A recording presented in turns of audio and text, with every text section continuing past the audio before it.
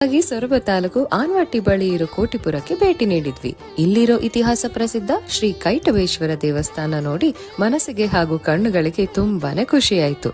ಇಲ್ಲಿರೋ ಶಿವಲಿಂಗ ಕೃತಯುಗದಲ್ಲಿ ಮಧು ಮತ್ತು ಕೈಟಬರೆಂಬ ರಾಕ್ಷಸ ಸಹೋದರರಿಂದ ಪ್ರತಿಷ್ಠಾಪಿಸಲ್ಪಟ್ಟಿತ್ತು ಎಂದು ಪುರಾಣಗಳು ಹೇಳುತ್ತೆ.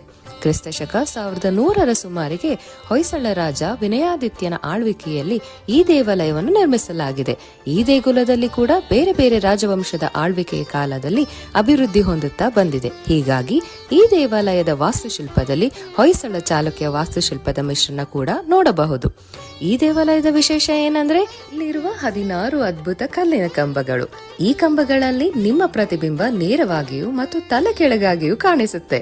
ಶಿವಮೊಗ್ಗದಿಂದ ಸುಮಾರು 95 ಕಿಲೋಮೀಟರ್ ದೂರದಲ್ಲಿದೆ. ಆನ್ವಟ್ಟಿಯಿಂದ ಹಾನಗಲ್ ಮಾರ್ಗವಾಗಿ